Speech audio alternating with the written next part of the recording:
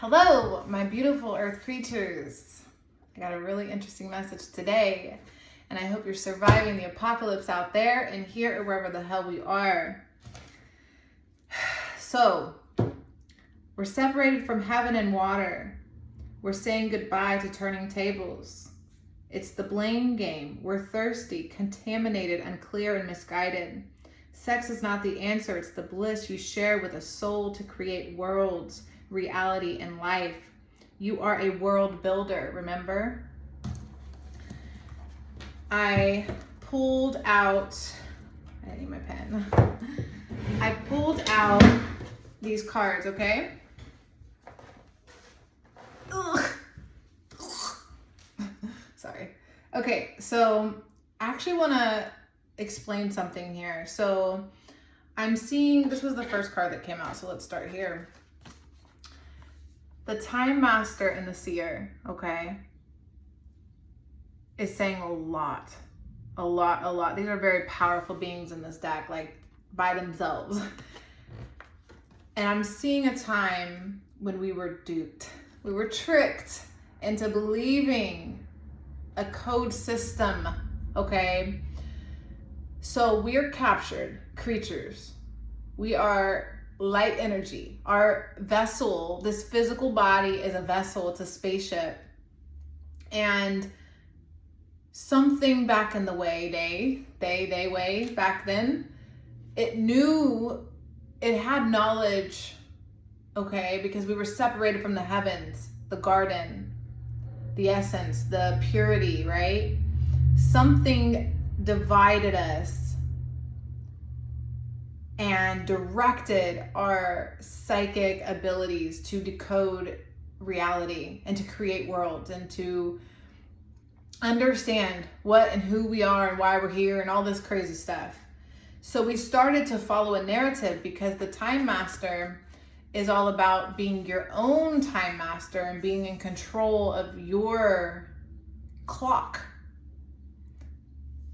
But what I'm seeing is when that was taken from us, our ability to see, our ability to create time and all that, we were trained so deeply to externalize everything. So what do we do in love? Because this is absolutely about love. But it's love in its purest form, which you knew before you were born. You know love, you are love, everything is love. Making love, being love, creating love, that's literally what we're here to do. We're here to be in love. And the scribe reversed is really telling me, like, this is like, I'm seeing those that wrote the Bible from the mindset of that time, that era. We're talking a time, the whole BC era thing, like when people were writing on tablets and stuff, living in an almost modern world, like compared to our origins are, like I'm seeing Lemurian world, Atlantis world, and then the fall, and then the barbarian world we lived in back in the time of the writing of the Bible. And in that time, people were absolutely already disconnected and completely not in harmony with love. They were in harmony with survival. And in order to survive, they needed to procreate, they needed to control, they needed to dominate, conquer, and create resource and all this stuff. So the trick was to take away your inner, like your inner Messiah, your inner Buddha, your inner Jesus, your inner creator God, your inner demigod, okay? And what they did was they put the fear of God in people. Like it's, come on, that's like literally prevalent today. And now we're lost. We're so lost. We're like, hold on, like I need this person, I need this picture, I need this dream, illusion that I've been sold and told since I was little. So I'm programmed, my DNA believes this so much that subconsciously I'm constantly chasing this dream. But it's not my dream. It's the dream I've been sold, because most people are followers. And we're constantly on a journey to materialize the narrative. But we're starting to realize we're stranded in a desert. Because the more we try to,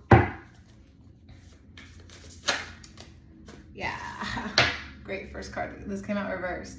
5 of materials. Look at her, abandoned in the desert, outside, left out. Because this way of being is not harmonious to human nature. Love is to be expressed in many ways, especially with yourself. To physically please yourself is number one. It's number one.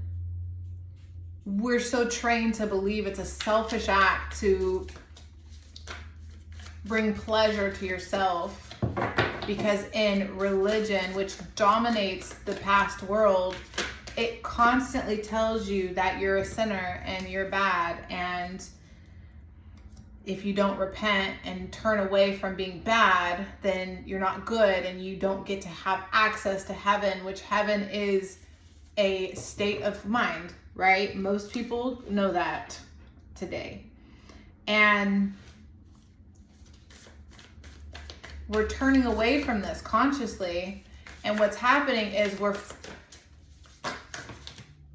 we're missing a big part of the message. We're missing the part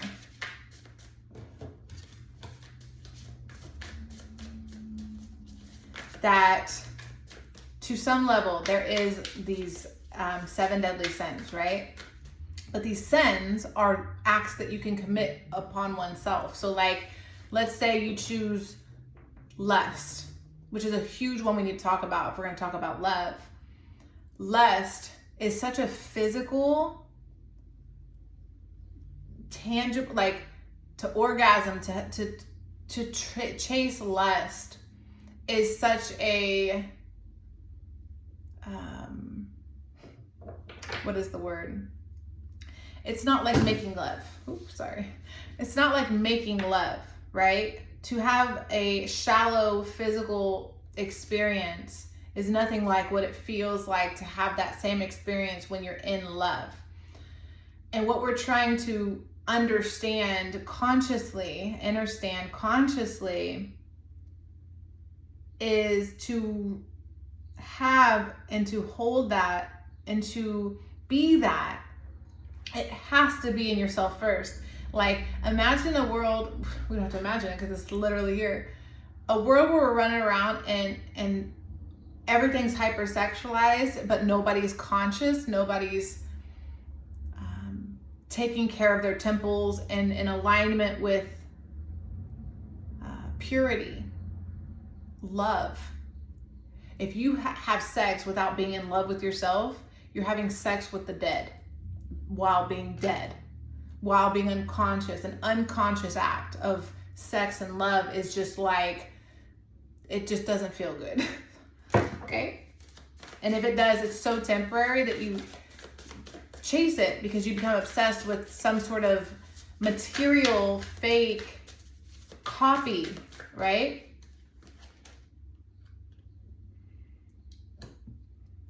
The Queen of Pentacles has come out twice, and this is in the subconscious and the underlying like message here, because we've built up a world that physically describes this as man, woman, house, family, material, gain more and more and more, when inside we feel empty. Inside we don't feel pleasure, we don't feel whole, but physically it shows that we have a lot of stuff, or we have a lot of wealth. Like physically we have weight on our body, or a closet full of stuff, but inside there's no passion, there's no spirituality, and the sex is just unpleasant, let's say. And the thing about sex also, why is this all about sex? Because It's how we all got here. So if we're going to talk about the origin, we got to know about the creation and why we feel so trapped in the desert and not nourished. Like, people feel, I'm going to read that in the book at the end here because it's so real. I'm gonna back it up a bit because this is a very deep message, and if I try to move too fast, I'll be moving at the wrong pace, okay? So I'm gonna pull these cards.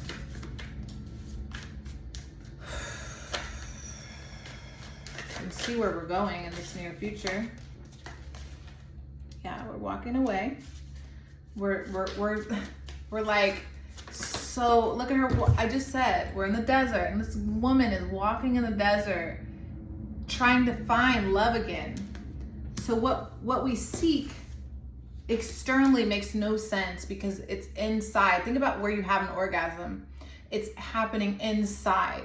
So it's like there's a real awareness, a real feeling. It starts in the intuition. It starts in the solar plexus. It doesn't start there, but it expresses itself there. In the sacral and the solar plexus chakras. And we're spending a lot of time at step 1. So we're kind of like in this stage 1. There's like 9 stages to go, and we're stuck in stage 1 as a people, because while we're over here having unconscious zombie sex, it's like, imagine being so in tune and so aligned to love at a frequency so high that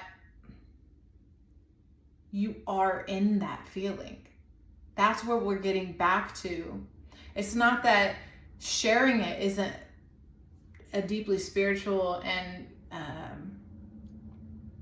sacred experience, but there's a process. Like, we've turned it backwards where it's become, there's too much mental. Think about how like the chakra systems work. There's too much mental manipulation, emotional manipulation, and physical manipulation. It's like all backwards, where we need to be kind of be working from the roots up. We need to be very grounded in this knowing that we have to be full of it first. Because if we're full of it and then we go find someone who's not full of it, then we're mixing and then diluting, and then we're becoming polluted and they're becoming raised up. But we can't support that way. We need to have a more balanced connection.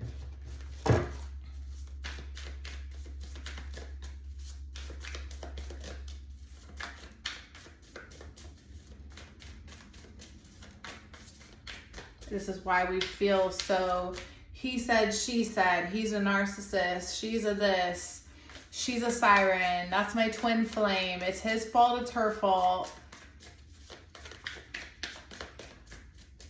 The real key to getting out of that trap, that frequency, is understanding,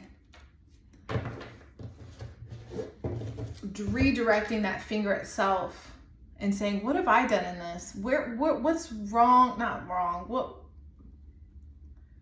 What has me trapped in externalizing everything? When I know the feelings within, when I know inside of my vessel, inside of my spaceship is my heart, which pumps and beats passionate, purely, and truthfully to the beat of my drum, to what I'm trying to be here, to what I'm trying to fulfill and nourish myself with. Because we want to create love. You know what I'm saying? We just want to be in love.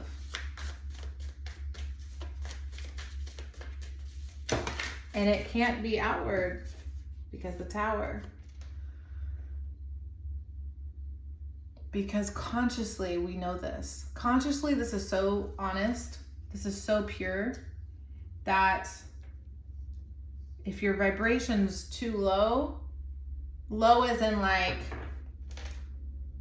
because if you, no, low as in like lust, fear, anything that like pushes love out, right? If you're closed, your heart's not open, this message is going to sound many different ways, because double hermit, because the answers are inside of our body. They know. Our body knows this message is true,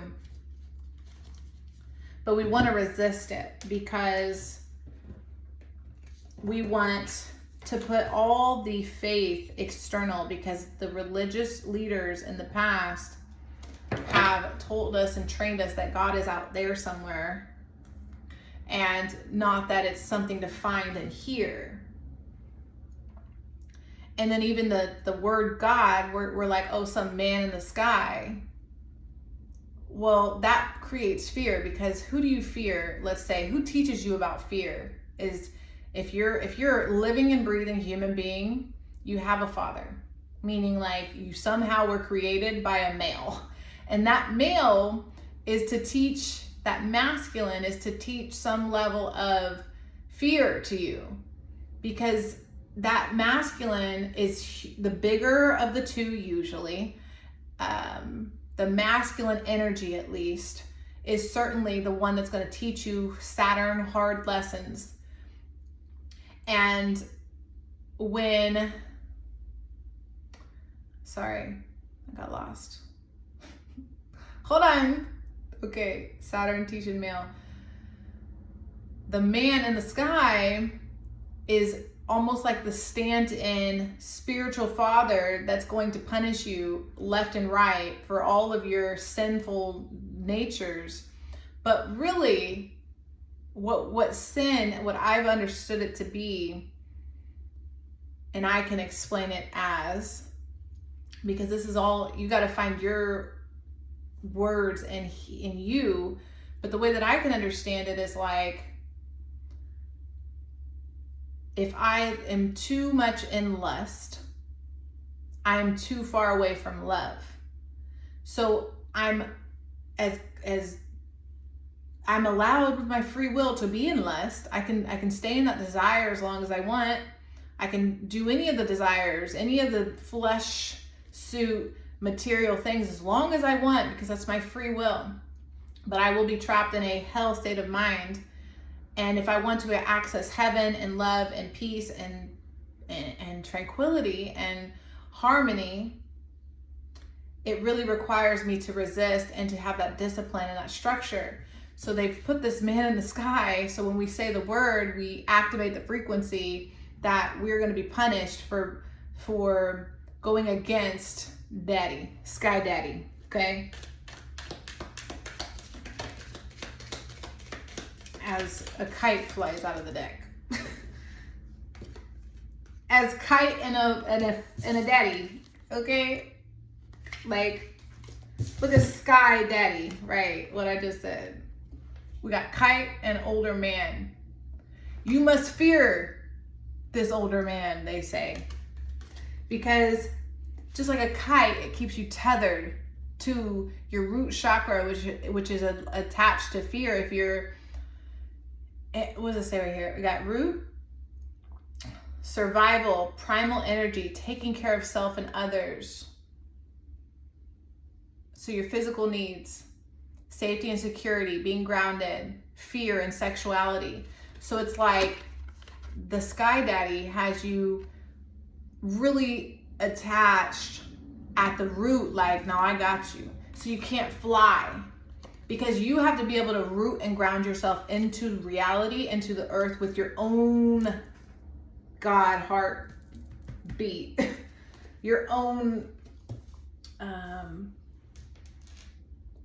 anchor. You have to develop your own anchor, because a true nurturing, loving, masculine father would teach you how to be grounded on your own 2 feet, not on dependency on something outside of yourself or something in the sky that's going to one day come save you. Like, it's really about accessing your roots now and today and as you're developing.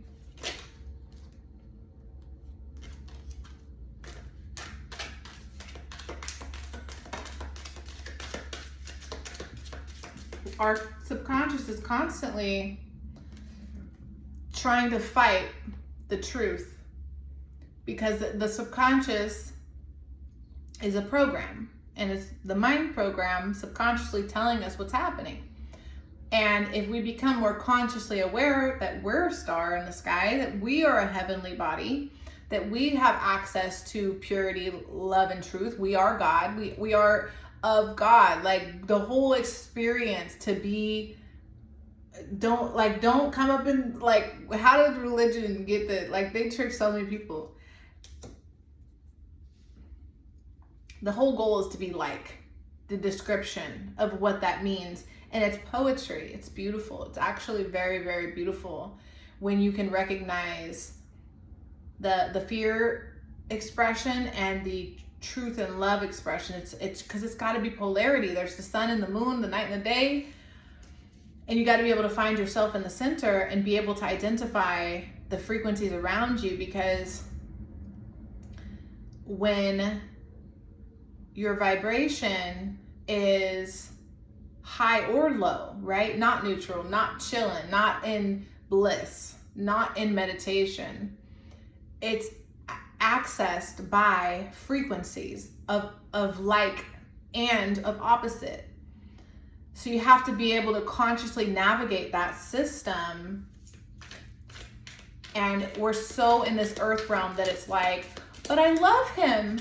Daddy, I love him. I don't know who said that. It's a Disney movie. Was it Beauty and the Beast? Because I got this teacup. You should accept valid criticism. And I feel like that's like saying for me or something. I don't know. So love. I gotta bring it down to earth. Sorry, I'm an Aquarius. Okay, let me float in the sky. I'm gonna pull one more, if it wants to come out. And then we're gonna break this down. Or a few more. Or a few more.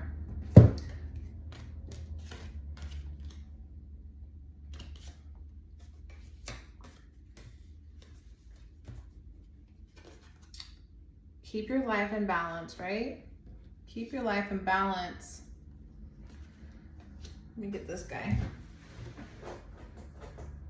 Ah! All right, let's look at all this. Let's do a review. Actually, you know what we need to do, everyone? We need to breathe. Because I'm gonna be the annoying person that thinks that's important. So, if you could, close your eyes and take a little breath or two with me, that'd be great.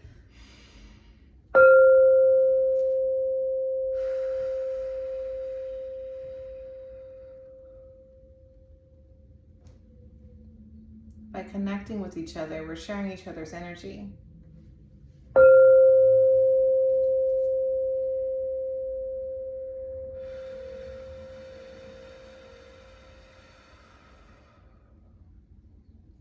And this is something so important that we forget about.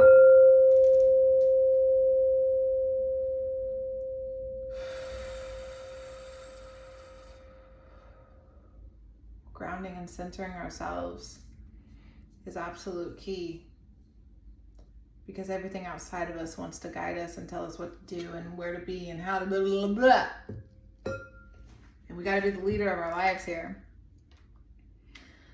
So where are we? We are forsaken. We are feeling forsaken, left out. And with the age of information, the knowledge, the access to truth that we have today is so loud. It's so obvious. The wisdom is here now. It's so beautiful. The age of Aquarius is alive and vibrant.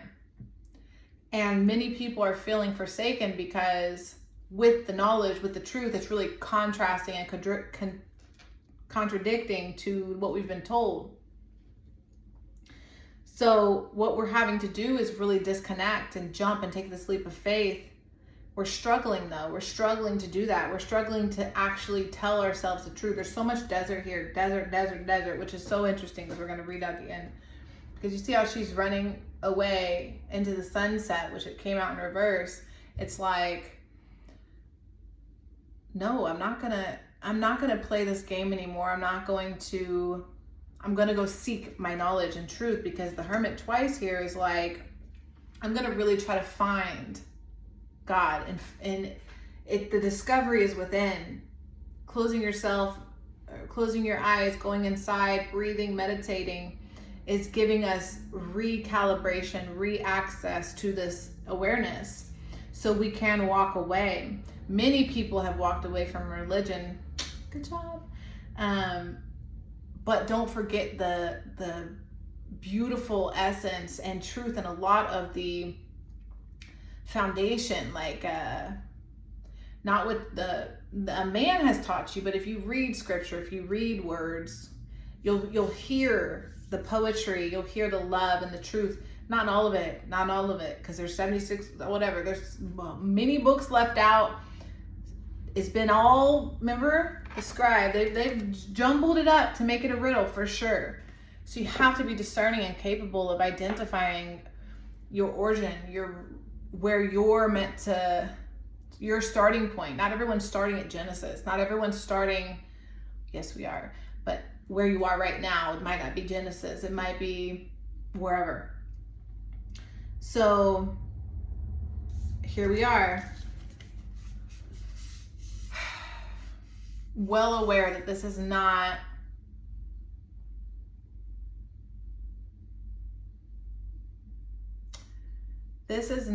like, I feel like we're angry. That's what this is. So we're really expressing our anger right now because we have the free will to do so. And what's beautiful is it's a part of our power to express how pissed off we are at this warrior Odin god person that's like wanting us to fight and conquer and dominate and hurt and kill and destroy and to obey.